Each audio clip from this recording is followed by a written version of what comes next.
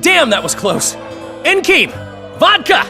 Triss Marigold. Lice eat me, but you are a treat to behold. Just a little pale. Magic takes its toll, but I'll be all right. Good to see you and your beard again. Can somebody tell me what happened? You set off a month ago for Zoltan's wedding. That got fucked. There will be no wedding. Did you hear about Foltest? Rumors travel faster than the wind. Winds and rumors. I want to know the truth. I want to know how Foltest died. And the dragon, was there really one there? And who rules Temeria now? Dandelion, calm down. You'll choke on your liquor. No wedding, Zoltan. The Breckenrigs broke off the engagement because some limp prick put it about that I joined the uprising in Vizima. My would-be pop-in-law refused to let a rebel firebrand join the family. Innkeep, where's our drink? It was like this. We got to Mahakam a week after the Grand Master died. Bought Zoltan an absolutely grand doublet, a pair of Garibaldi Krakows, and as a gift for Eudora, a jade stone as big as my fist. We were broke as a joke by the time Dandelion threw me a bachelor party at an establishment called the Tight Lane. Next day, we went over to the Breckenrigs. They welcomed us in, sat us down, and proceeded to discuss the superiority of Mahakaman mining know-how over any other. And that went on until dinner. Just when I thought I'd learned more than I ever wanted to know about mining, they served the soup. You could have held a pin drop. Old Breckenrig rose and he says, "A real dwarf works a mine, not chases fame on the battlefield." You'll never believe this, Geralt, but they served duck blood soup. It was as black as tar. They must have dropped lumps of coal into the pot. "Eat," Breckenrig says, then proceeded to slop 2 full bowls of the shite. Old goat. Hope his mind caves in on his head. Since when have you worked for Roach? Hey, nobody said a word when you went out to save Temeria from the Grand Master and his mutants. Relax, Dandelion. I was just asking. Do what you want. You're an adult, kind of. That wasn't very supportive. Laugh away. At least I decided to do something constructive. You used to spy for Redania. Now you're spying for Temeria. Some might call you a traitor. Ever tried to live off of poetry alone? The truth is, I'm a citizen of the world. As long as I don't serve Emperor Emir, I'm not doing any harm. Leave him be, Geralt. He'll play the spy a bit, get bored and drop it. You know how he is. Laredo said you're working with the Scoia'tael, Zoltan. I have done many things in my life, Geralt, but I have never stooped to banditry. The Scoia'tael don't consider themselves bandits. But I am no Scoia'tael. The dragon, well, the dragon appeared and that's all I know. But where did the La Villettes get a dragon? We heard it fought on their side, huge as a barn, they say. Dragons don't usually take sides. Maybe its lair was nearby and it just felt threatened. If you hadn't driven it off, Foltest might not have taken the castle. Maybe.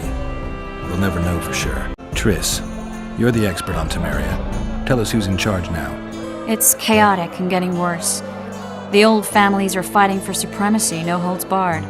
Baron Kimbolt and Count Marivel, I bet. Among others. After the assassination, while Geralt was in the dungeon, the lords convened in a field near La Villette Castle to choose a new ruler. 3 days they debated, and it looked more like a bazaar than a meeting of nobles. Except the trade was in court and ministry positions, spheres of influence, royal privileges. Humans. In spite of several duels and 2 poisonings, no king was chosen. Civil war was in the air. Where were the mages? Aye. Where were the grey eminences of this world when they were truly needed? They weren't invited. Neither was I. But if not for their intervention, or rather that of a few influential sorceresses, Baron Kimbolt would have taken the throne. I was invited to sing at his court once. Afterwards, he refused to pay me, and the food was awful. No way I'll stay in Temeria if he's crowned.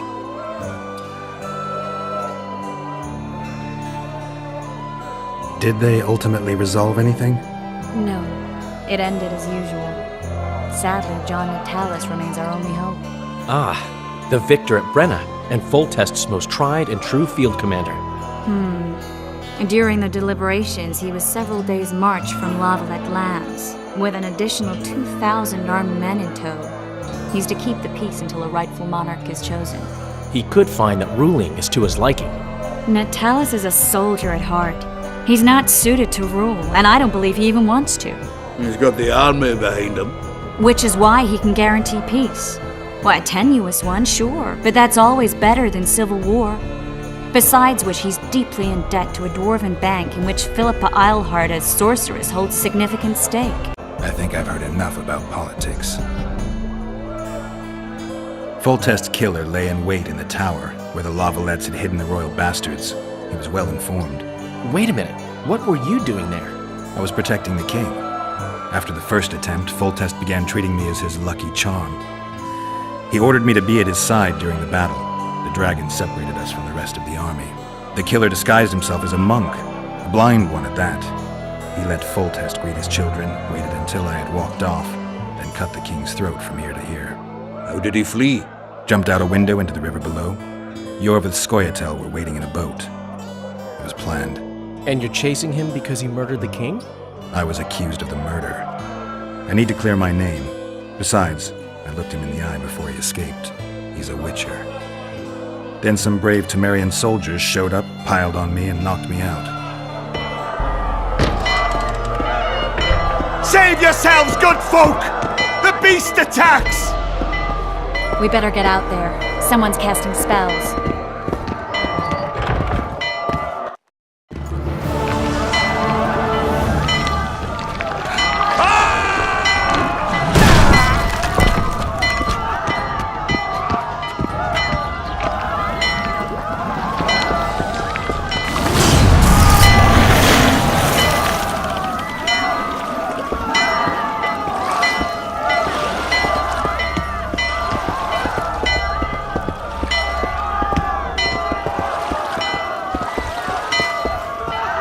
What sort of sorceress are you? A lot of good you did. Can't you hear me? Why didn't you help him? He's alive, isn't he? The beast nearly pulled him in the water while you stood staring like a calf at a shit-covered clover. Watch your words. Where's this beast? Ask her. Geralt. I guess we knew each other. Oh, look here. Birds of a feather. Let's say I've heard of you. Master Witcher, this is foolish. The beast near pulled Sozek into the depths, and you're simply chatting with this damsel. Sozek's alive, and nowhere near the depths. The monster's vanished without a trace. You best take her seriously, lest you vanish without a trace. I'm tired of your whining.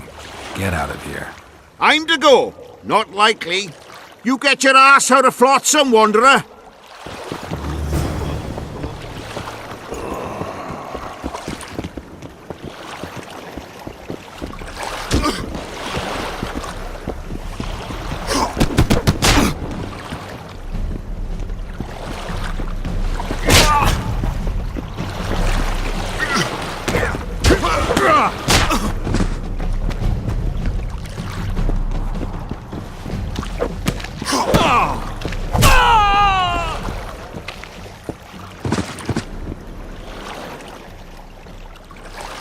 I apologize for interrupting, but I am Louis Merce, and I am chief person in charge of all matters related to monster hunting in Flotsam. It is in this capacity that I must inquire if you're willing to attempt to resolve the problem of our so-called Kyran, the beast that now blocks all trade traffic on the river. So, Witcher, are we willing? I usually work alone. I was here first, and I'll not relinquish this contract. My way or the highway, as the locals put it. Fine. Your way it is. You must contact the merchants on the waterfront as regards any rewards. Madame de Tanseville has, I believe, already conducted some preliminary negotiations. That I have. In that case, don't let me keep you.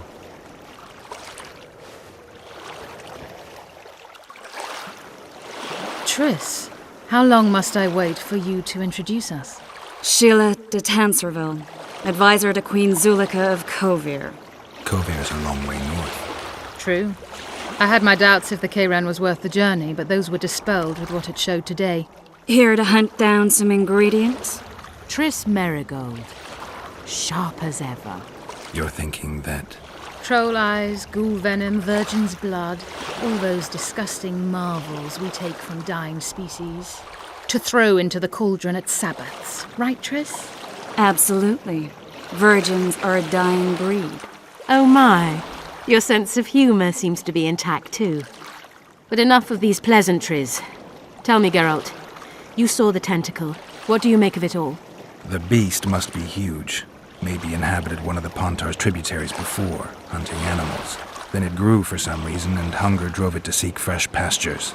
And on the Pontar it found trade barges burgeoning with obese, slow-moving merchants. You're partly correct. Cedric claims the Kyran emerged from the northern swamps approximately 1 month past. I need to look around, find out a few things. An investigation, witches' rituals, extracting secrets and such. More or less. I'll talk to the merchants about the reward, pay Cedric a visit, and get back to you. You'll find me at the inn. I've rented lodgings there, on the upper floor. You know the inn's also a whorehouse. Thanks for the warning. Good to see you, Zoltan. What are you doing so far from home? It's a dog's life, Geralt, I'll tell you that much. You work your fingers to the bone for 6 years, you listen to the tirades of that old tyrant Breckenrig, you buy jewels. Then she breaks off the engagement. And there I was, learning the gavotte. Fuck it. Out of sight, out of mind. Farewell to Eudora, the forge in Novigrad, and all the world's Breckenrigs. I'm a plain merchant, and I've made my peace with that. How are you killing time in this hellhole? At present, polishing gems for Sheila de Tanserville. Requires precision, but it's well-paid work. Jewelry? Not quite. The sorceress is building a magical contraption. Spends her days staring at it. A regular magpie eyeing a copper. But I don't think she's getting anywhere with it. Got so enraged one time she dashed a vase against the wall. Some temperament, those sorceresses. I'm telling you. I spoke to the Commandant. The future hardly looks bright for the non-humans in Flotsam. That fucker's only waiting for an excuse. One small provocation by Orvith and he'll attack us. How do you know? Heard it by chance. Saw him walking through the port one night, talking to himself, that batty bastard. He mentioned a new order and a world for humans only. He laughed and shouted curses at the prison barge. The scum is up to something. Yorvith must sense it. He's doing everything not to provoke Laredo, but his Scoia'tael might have a different opinion and less restraint. Do you know someone named Cedric? Know him? We drank each other under the table last Saturday. I barely made it home. Where do I find him? Most times gazing at the forest from a tower near Lobendon. Strange bird, that one. But a heavyweight when it comes to drink. Thanks. Can I ask you something, Zoltan? Sit down, Geralt, you old goat. Drinking alone is as bad as shitting in company. Another time, maybe. You've been here a while and probably know the local customs. I'm no researcher, but go on, ask away. Who would need a troll's head? Same folks who need a bear's head to hang on the wall, show how plucky they are. A peasant with a troll's head in his wall can raise many scouts. Thanks. Where are you off to? Sightseeing. Round the houses of Lobendon. How are those biceps holding up, Zoltan? Hard as a bull's bollocks. Arm wrestling's a dwarven pastime. We ought to try it sometime. I'll arm wrestle you anytime.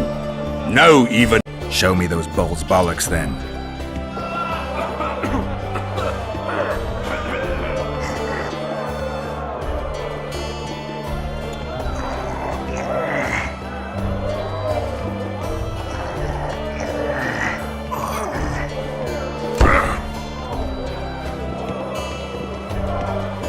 Hands like a vice.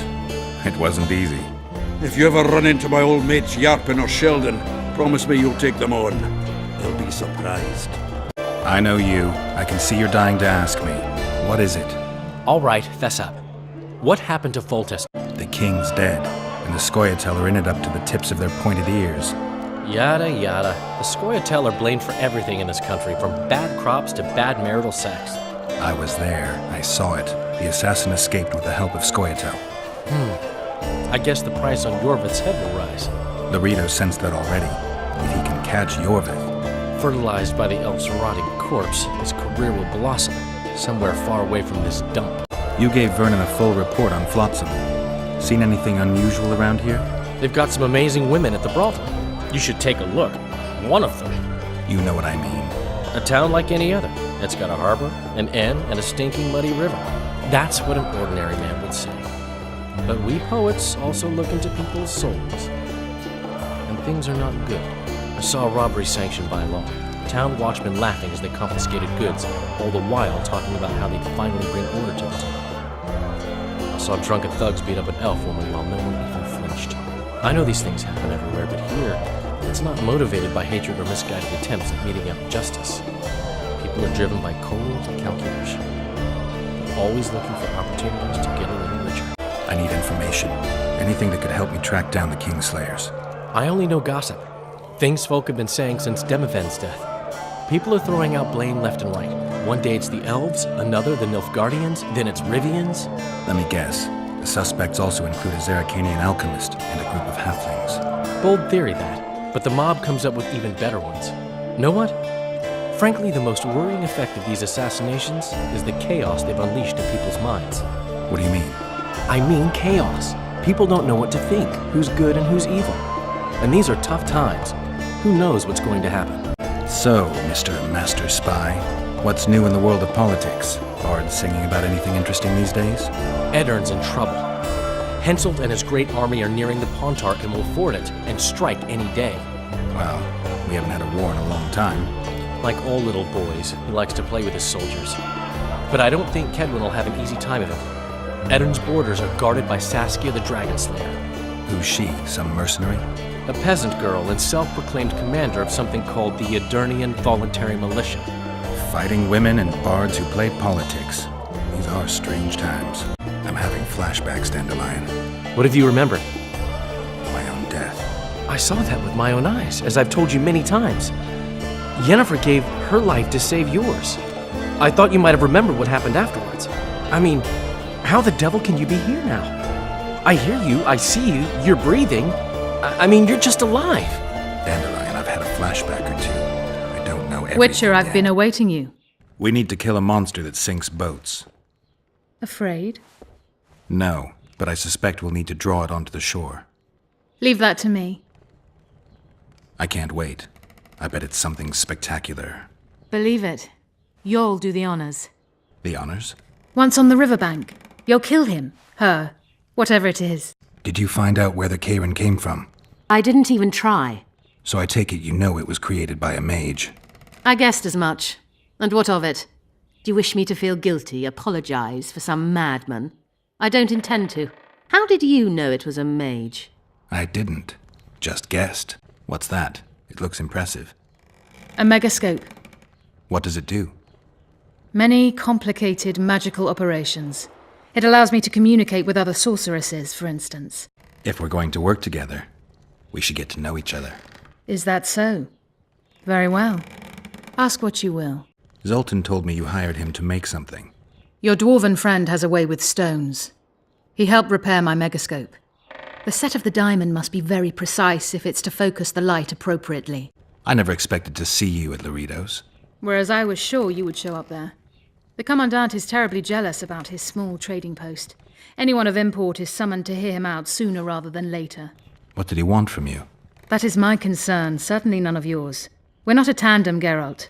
We'll kill the Kyran together, but that is all. Alchemists use troll tissue in their research, don't they? Troll eyes and tendons are potent ingredients, useful in many potions. White Raffard experimented with their blood, claiming it had regenerative properties. He was wrong, of course. Is there any reason an alchemist would want a troll's whole head? I don't think so. Unless he wanted a trophy.